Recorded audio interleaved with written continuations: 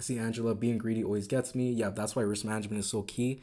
And that's why trade location is key as well. Where you're entering the chart it matters so much. When you're entering that close to all-time high, you shouldn't expect anything too crazy, right?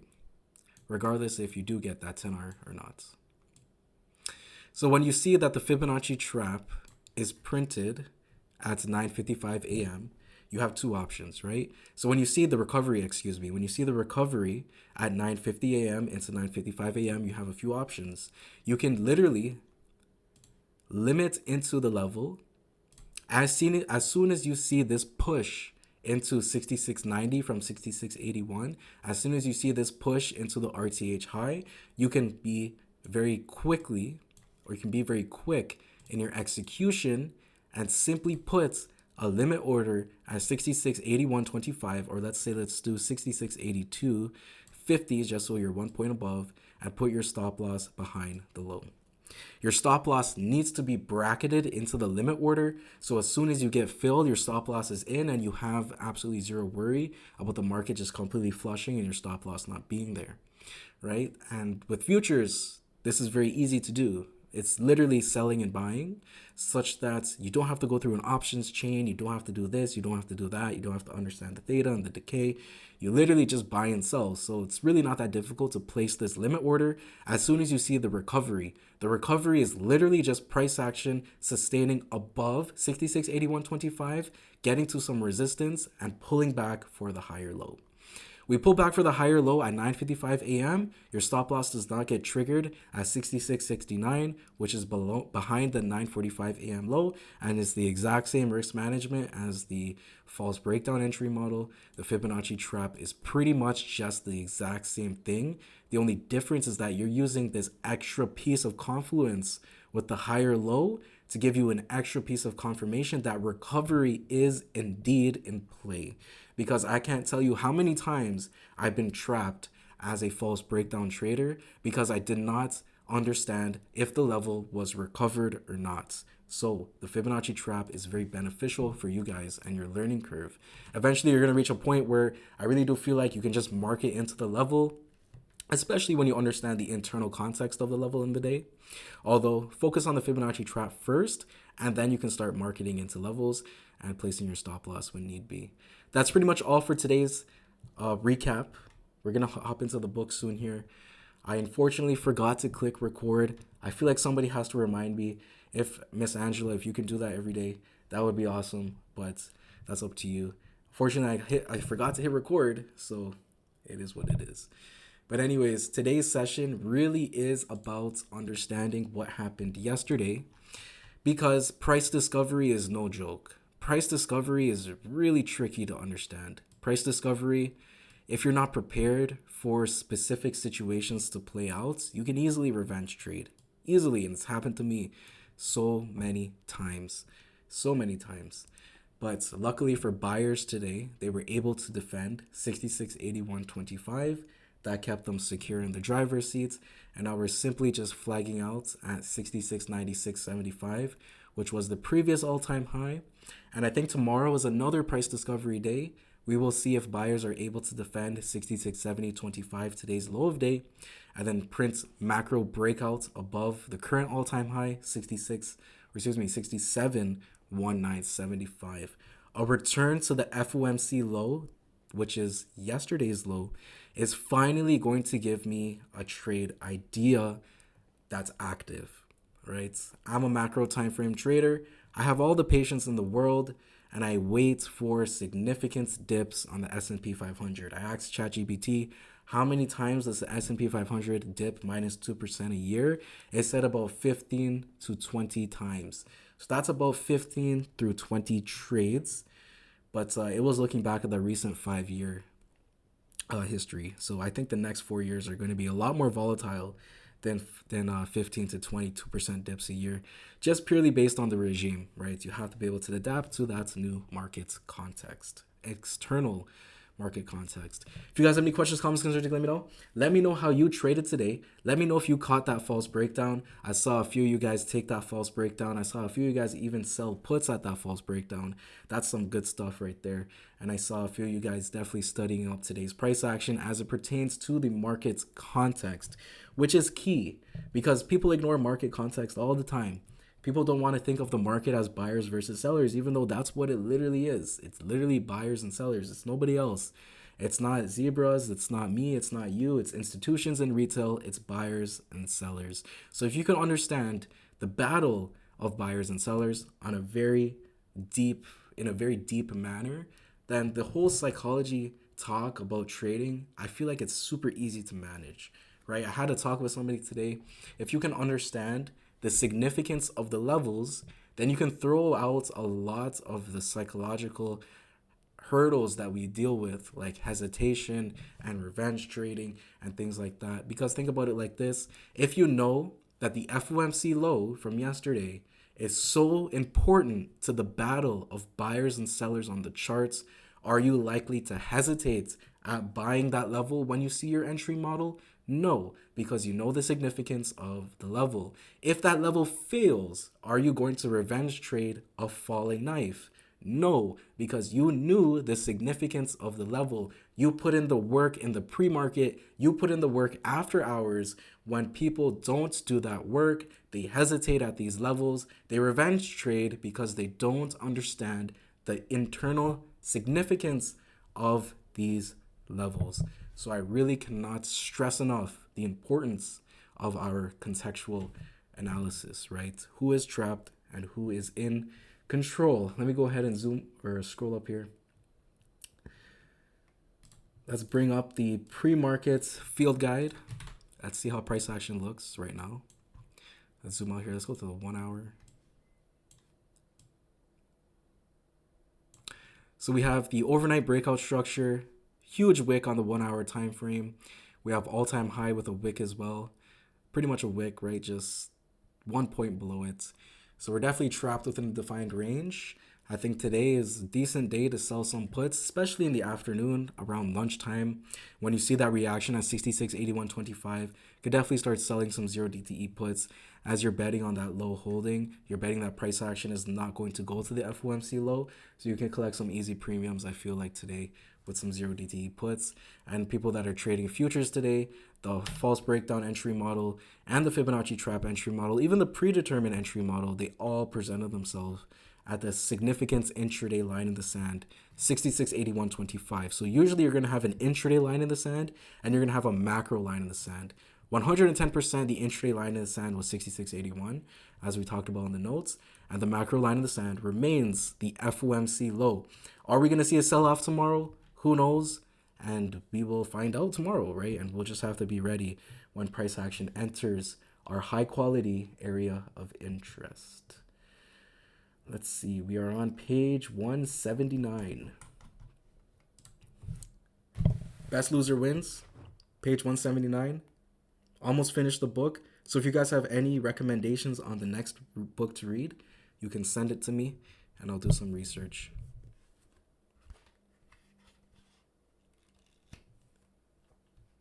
Other than that, let's take a look at Tesla here.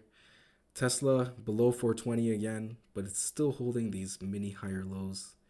Will be interesting to see if Tesla does start a more significant pullback or if we're literally just going to chop it out and digest. UNH, potential ad for you guys that were in UNH with me. Potential ad at the September 9th low and obviously the August 26th low. That's a significant low to take advantage of if we can get there. So I'm probably going to be doing some updates on UNH. I do have an open position and I am interested in adding to the position. So if we do see some retracement, deeper retracement on UNH, we can look to take some more shares, or you guys can do options too. Up to you. NQ, I know I said I'm going to start drawing up some NQ levels, but honestly, NQ is just a different beast. But that being said, the September 2nd dip buy still presented itself for those of you that are interested in NQ. And definitely going to jump in the book now. If you have any questions, comments, concerns, you can let me know.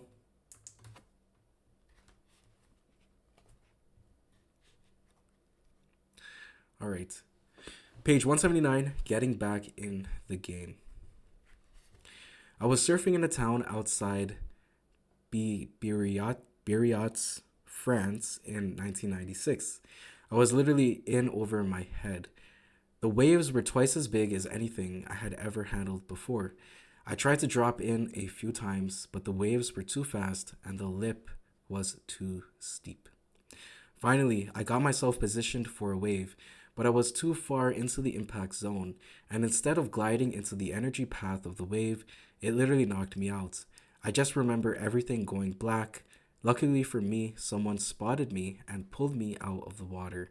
8 lives left. I was back in the water that afternoon. I was too stupid and ignorant to consider what had happened. Ignorance is bliss. It is only now that I can appreciate my behavior. Sure, you took a hint, but you are okay. Do you want to sit on the beach and mope all day, or do you want to, you took a hit, but you are okay. Do you want to sit on the beach and mope all day, or do you want to get back in the game? Here's an example illustrating the importance of getting back in the game. I was writing this the day after a particularly challenging and volatile trading session. It was one of those days that will stick in your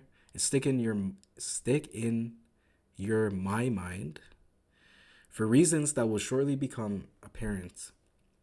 So for me, February 21st, 2025 is that day that will forever stick in my mind. If you guys want to look at it on the charts, I highly recommend February 21st, 2025. Over the last week, oil has dictated the mood of the stock indices. Naturally, I expected to see the same behavior on Friday. The Dow started off with a 200-point rally at the open. However, 30 minutes into the trading session, it seemed to lose momentum. Oil, on the other hand, was in full-blown panic. I started shorting, expecting it to follow oil. In figure 24, Dow is on the left and oil is on the right. Both are 5-minute charts, and both show the entirety of the trading session from about noon into the late evening. I expected the Dow to follow oil, and it did, but not for long. It seemed to pause, as if it suddenly had a mind of its own. By mid-afternoon, oil had dropped almost $2, more than 5%, in little over an hour. The Dow, however, wasn't moving lower with it. It held. I took my Dow short position off with a loss, and I reversed to long. As soon as I had done that, the Dow dropped 50 points, and oil dropped even lower. I began to wonder if I had simply been too quick to reverse my position, and I decided to close my long position. By now, I was convinced the Dow had merely delayed its inevitable fall. I went short again. In hindsight, that turned out to be near the low of the day after the open. Just 15 minutes later, the Dow made new highs for the day. I closed my short position and scratched my head. I had gone short at the first low, and I had closed at the second high. I had gone long at the second high, and I had closed at the second low. I had gone short at the second low, and I had just stopped myself out at the new highs for the day. I took a moment to reflect. I was trading with a plan. What was I trading with a plan? Was I betting on a relationship between oil and the Dow index that might not be there anymore? Just then, my best trader friend called and we spoke briefly. I said to him, "What does it mean when the Dow makes new highs on a Friday evening, even though oil is plummeting?" Saying it out loud helped me to get some perspective. It was the last day of the month, which often brings aggressive buying or selling in the markets. I think that's a fantastic point. Saying things out loud help a lot. And whenever I do the pre-market live stream, whenever I do videos and things like that, it helps so much with understanding the charts. I guess it's a little subjective, but maybe you guys can do this too for yourself. You know, make some videos in the pre-markets, talk to yourself, do what you got to do to understand your plan to the best of your ability. Remember, it was also a Friday, which has tendency to bring about trend days. I started buying reluctantly. The market went higher. I bought some more, careful to move the stop loss up as the markets moved higher. I kept an eye on oil. It was recovering nicely. With 60 minutes to go and no dinner, the Dow made a new high for the day. And I know from my statistics that you should not short a market that makes new highs for the day in the final hour. By then, I began to add more to my position. I was now betting on a classic trend day finish. On those days, the market closes right at the high tick of the day, so he's betting on power hour. It would have been easy to throw in the towel after the three failed attempts to get on board a move in the markets. The effect have the effect would have been the same as stopping the game of throwing coins just because you have had three of a kind in a row. I hear about people who stop trading because they have three losing trades in a row. That is a flawed approach. If you understand the markets, if you are ill, if you are ill or you are weighed down by emotional circumstances, then you stop trading. If you are otherwise able, you don't stop trading just because you have lost three times in a row. As I type this, I look back at my trading before the Friday. I had lost on every other day that week. It is rare, but I had four losing days in a row. I don't even remember when that last happened. In the movie Floored, the trader Greg Reba puts it so elegantly, albeit in his own way. I swear to God that 99% still don't get it. When they are winning, they start betting less, bet more. I mean, if there is one roll that you can make $100,000 on, let it ride. If you roll 3 sixes in a row, let it ride. Let the winners ride. Greg Reba should know. He was said to be one of the best S&P 500 futures pit traders ever. Why do people bet less when they are winning and bet more when they are losing? Fear. Trading through a slump. I have a friend who was suicidal because of the losses he sustained. He called me to say that he was standing at a railroad bridge. I don't think it was his intention to end his life. I think he needed someone to talk to. Some would argue that a chapter of his nature does not belong in a trading book. I think people who have lost significant amounts of money will find it reassuring that the focus isn't one-sided. Either way, while I have plenty of positive memories from my trading career, I also have memories that can only be described as dark. I had a friend called Adam. I no longer know of his whereabouts. He owes me £20,000. Money I doubt I will ever see. Adam was a brilliant trader, absolutely brilliant, until it's all unraveled for him. Adam and his brother worked on the factory floor for their father's thriving business. During the 1990s, Adam became interested in trading. Over the ensuing years, he developed a system for trading stock indices using a 30-minute chart. He told me it was inspired in part by George Taylor's book, The Taylor Trading Technique. It was a simple but very effective strategy. It required Adam to check the charts every 30 minutes, and if the parameters were right, he would execute a trade. Otherwise, he would leave it alone until the next 30-minute period was up. At which point he would check the charts again. Adam became so adept at trading the 30-minute charts that he soon made much more money trading than he did managing his father's factory. He decided to sell his share of the factory to his brother and focus all his energy on trading. Adam did well, really well. I traded with Adam on many occasions in my house or online. He possessed a supernatural patience. I have personally never seen a person stare at a screen from the open of the U.S. markets to the close of the U.S. markets and not trade once. Sounds familiar. Yet that was the norm for Adam if there was no signal. Amazing patience. I believe that Adam's patience and pattern reading ability made him the super trader that he was. He lived the life of the super trader too. He ordered a custom-built house. He traveled first class to exotic holiday destinations with his loving wife and children. However, All super traders will go through bumpy terrain at some point or another. It is not a question of if it will happen, because it will, but a question of how badly it will affect them when it inevitably does. For Adam, the bumpy road caused him to lose everything: his trading accounts, his wife, and his house. I stepped in when Adam was living on the streets in Manchester, suicidal and penniless. I did what I could, but Adam didn't want my help, and I lost contact with him. It started with a bad loss, and it escalated into a complete blowout. Adam had seen a pattern on a Friday night, and he had gone maximum shorts the markets. At the close, he was well in the money, and he decided to keep the position over the weekend. Unfortunately for Adam, this was the weekend when the American Special Forces finally captured Saddam Hussein. The financial markets cheered at the good news. I guess naively, they thought that the Middle East powder keg would settle down once Saddam had been captured. That Sunday night, the American markets opened limit up. Limit up is a situation where the market is unable to move any higher until the stock market opens at 9:30 a.m. in New York. Adam was short, but he was unable to close his short position because when the market is limit up, you can't buy, which is what you need to do to close a short position.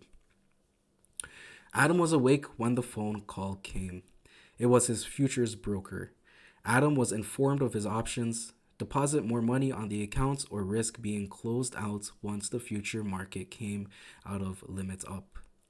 Adam didn't have any available capital. It was a long night and a long day until the market finally opened at 2:30 a.m. Adam lived in the UK.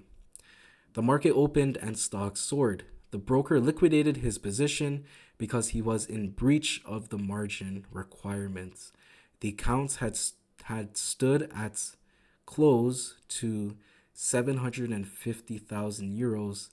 Now there was only 400,000 on the accounts. You may say that 400,000 is also a decent pot of money to trade with, but something short-circuited his mind. He saw the market soar that day, and he saw his position being liquidated. Unfortunately, he also saw how the market came all the way back to his entry point. You see, once the good news had been digested by the markets, there was a feeling that this probably wasn't such great news after all. The Dow index came all the way back, giving up all the gains for the day. Adam felt the broker had cheated him. He felt as if he had been forced to liquidate. He felt that the broker had acted too hastily. He tried to complain, but his claim was rejected.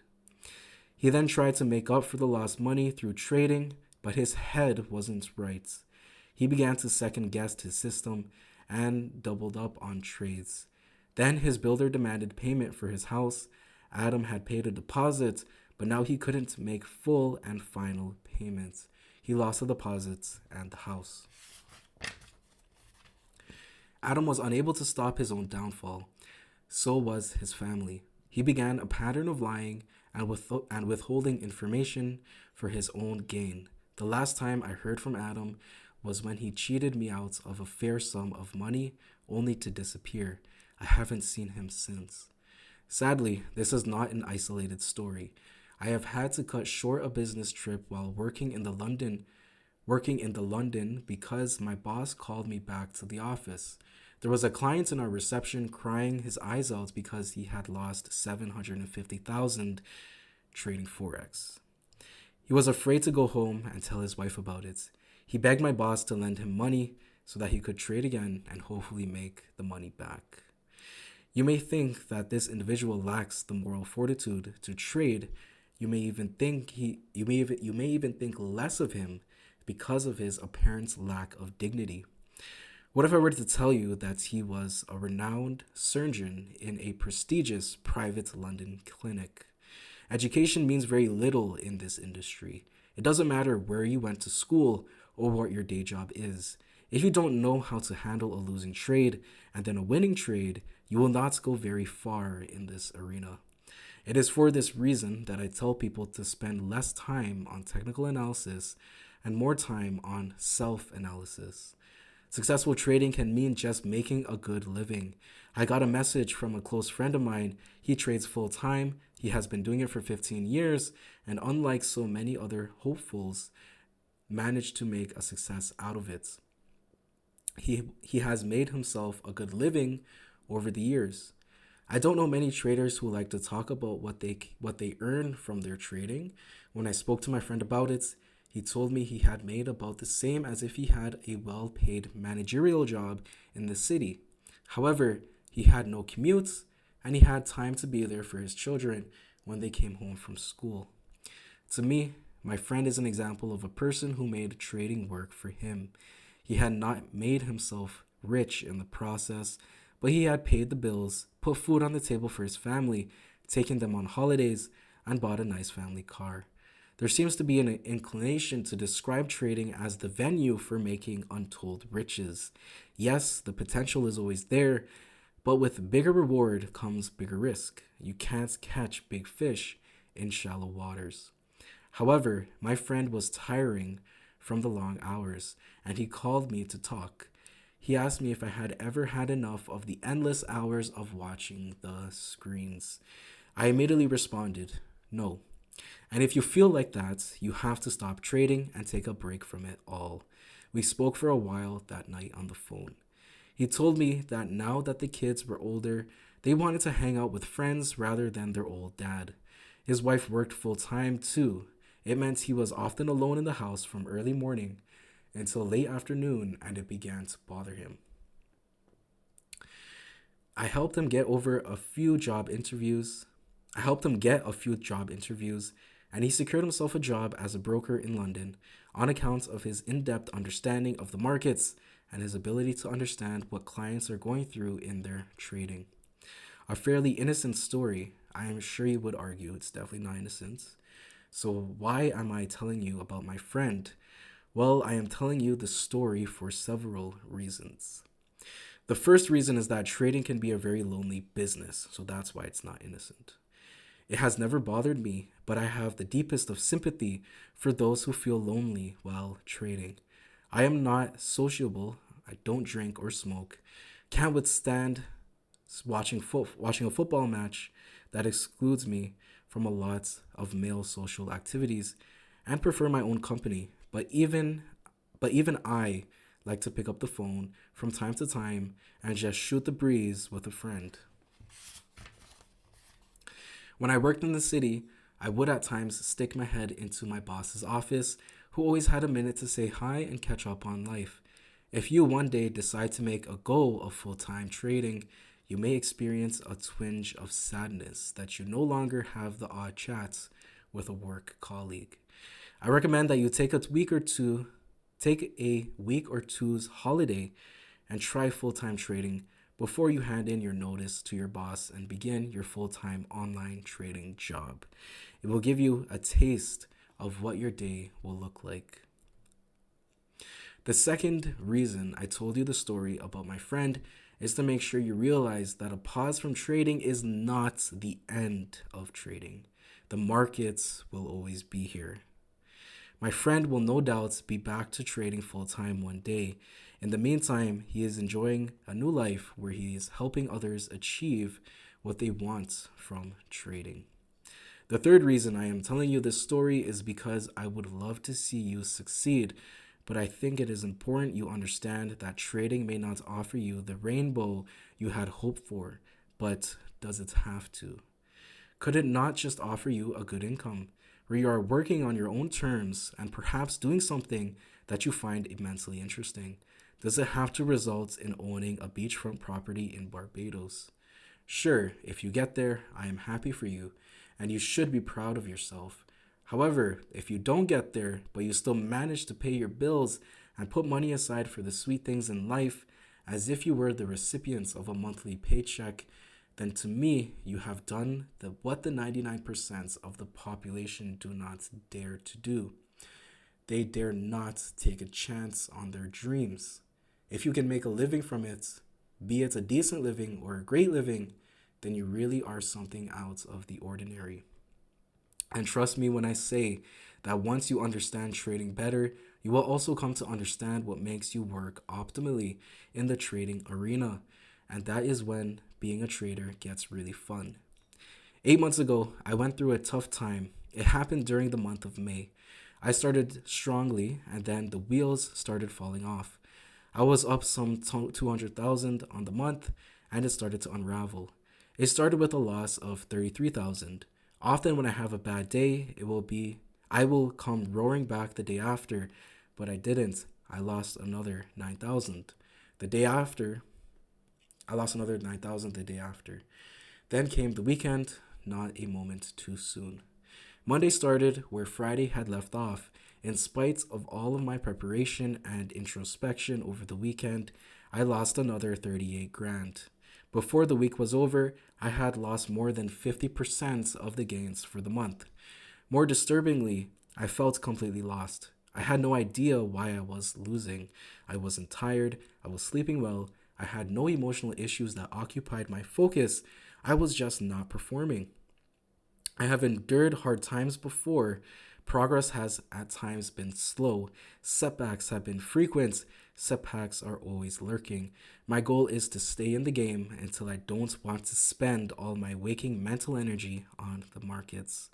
As you can perhaps gather, this is a deeply personal journey for me. It is often a mentally draining journey where I feel I am not making any progress. What made it worse for me was that a really good friend of mine, also a trader, and probably the best private trader the world has ever heard of, was having a great run. We have always been brutally honest with each other. I think therein lies the strength of our friendship. I will tell him point blank, I am jealous of you. I feel bad that I am jealous of you, but because you are my closest friend, and I would give you my last dollar, but right now, I am shooting blanks. I am hemorrhaging money. I told him I had a huge position on. It was literally the biggest position I have ever carried. Each point was 4,000. That equates to 400 FTSE futures contracts. I was so certain the FTSE would fall. I have seen the pattern so many times. Big fall off the open, 2 to 3 bars off 5-minute duration of rebound, and then new lows. But it didn't, not that day. It rallied, and he was long. I was short. It was immensely painful. It took me to a place I didn't want to visit, a place of envy, resentment, and despair. You know, Tom, you are lucky. My thoughts were interrupted by my girlfriend. It was as if she knew what I was thinking. Not everyone has someone who is better than them and who they stay up at night wondering how to beat. Not everyone is Mozart versus Salieri.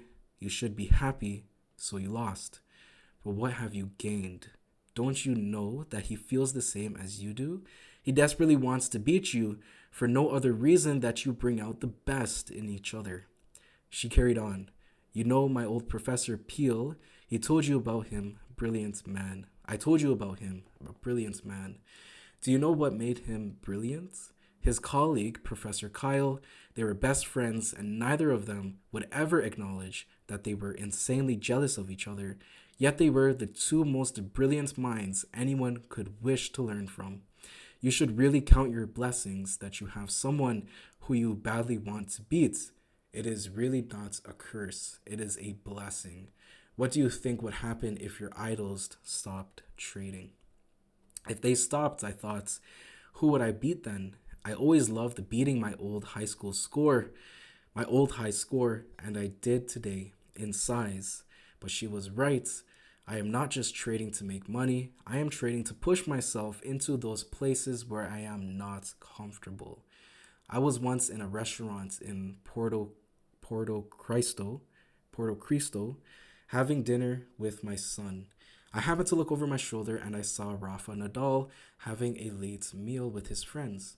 It was great to witness a world-famous tennis star just shooting the breeze with his old friends. A few days later, we visited his tennis academy. Rafa was trading. It was hot as hell that day. He trained like his life depended on it. He was out there pouring his heart out in the blazing heat. just to get better. Why do you think he was doing that?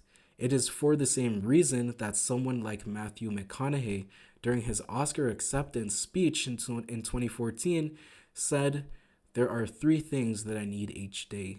One, I need something to look up to. Two, I need something to look forward to. Three, I need something to chase." I'm writing this because I think being open about what drives us is healthy. There will come a point in your career as a financial trader where you will go through a deep slump. When it happens, it might serve you well to step back and think deeply about why you are so drawn to this game. And when it happens, I hope you will turn to these pages. I hope they will remind you why you are doing what you are doing. What my slump taught me was to slow down. If you don't slow down and let the knowledge mature, then you will take a huge loss. That will dent your confidence. Not every trade is the World Cup final. Not every trading session is the final exam of the final year, the culmination of 4 years of relentless studies. Everyone has setbacks: Kobe, Rafa, Federer, you, and me. And all slumps end. Slumps are inevitable. You are bearish and the market goes up. You are bullish and the market goes down. It happens to us all, every one of us. Is there a key to escaping a slump? No. Why should I throw old, worn cliches at you? Why should I tell you to stay calm and work your way through it? Why don't I just tell you that it is horrible to go through, but it will end if you persist? I wrote this chapter over several weeks. When I started it, I was not in a slump, but then slump arrived, and I described it. Then I described it. As I type these words, I have had a fantastic trading morning. Am I out of the slump? Who knows? I do not know what I am doing differently to what I did when the slump set in. I am simply following the process. I always follow. I am a process-oriented trader. The markets determine the outcome. I have little control over that.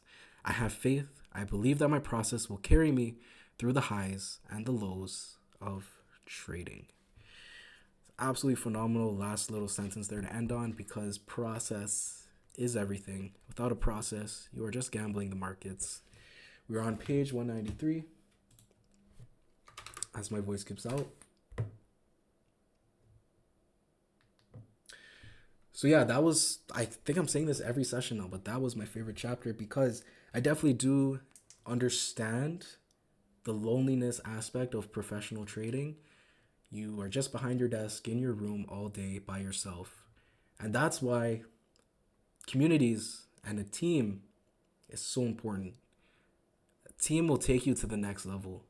And I always say all the time that you will not be successful trading alone. I truly believe that it's not possible to be a successful trader alone. And what I mean by alone is no mentors, no online community, no friends, no family supporting you.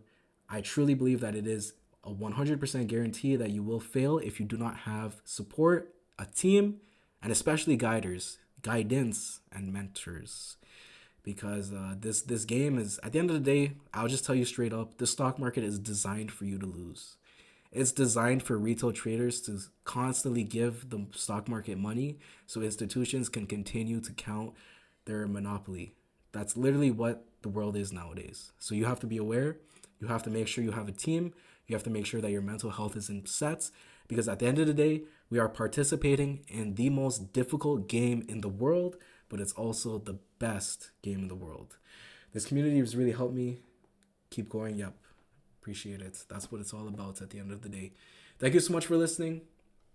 I clicked record about 70% through the